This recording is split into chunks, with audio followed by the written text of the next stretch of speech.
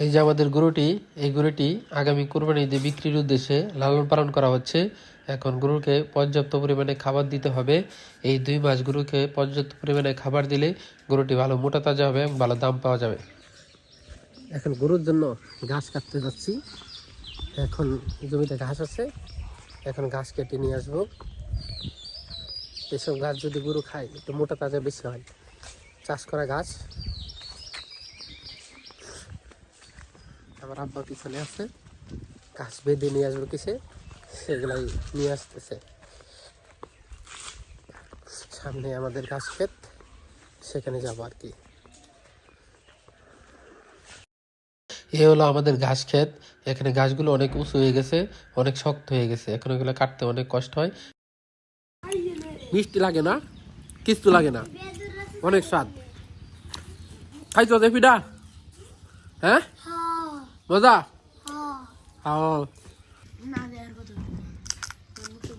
এই ঘাসগুলা কাটতে হবে। ঘাসগুলো শক্ত হয়ে গেছে, গুঁড়াগুলা অনেক। গুঁড়াগুলো এখন গুঁড়ো আর খেতে পারে না, শুধু উপরে গুলা খাই, কিন্তু কেটে নিতে হবে গুঁড়া থেকেই। এগুলো কেটে নিলে তারপর এগুলো বাড়িতে নিয়ে গিয়ে তারপর এগুলো ছোট ছোট করে কেটে তারপর গরুকে খাইতে দিতে হবে। এই ঘাসগুলো অল্প কয়টা করে লাগানো হয়েছিল, কিন্তু এখন অনেক পর্যাপ্ত পরিমাণে।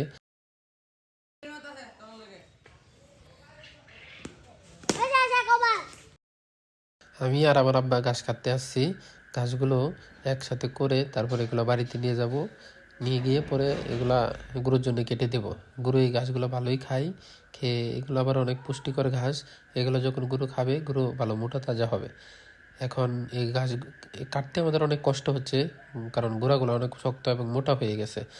যাই হোক, কিছু আর করার নাই, কাটতেই হবে।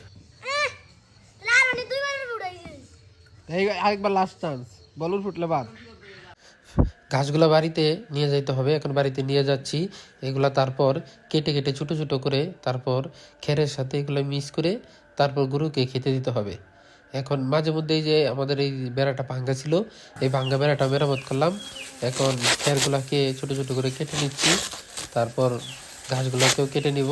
কেটে নিয়ে তারপর গরুর জন্য এগুলো খাবার তৈরি করতে হবে। গ্রামে থাকলে সারাদিনই অনেক কাজ থাকে, যে কাজগুলো সকাল থেকে শুরু করলে রাত পর্যন্ত করতে হয়, তাও শেষ হয় না।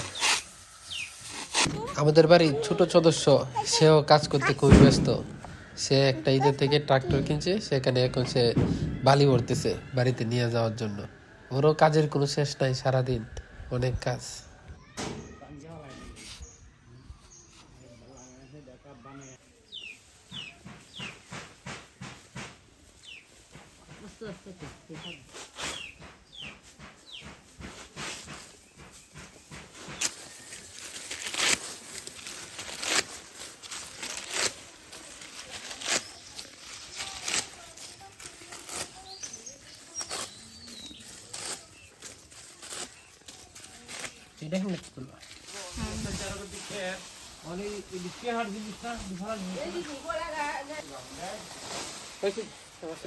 এখন ঘুরতে যাবার পালা।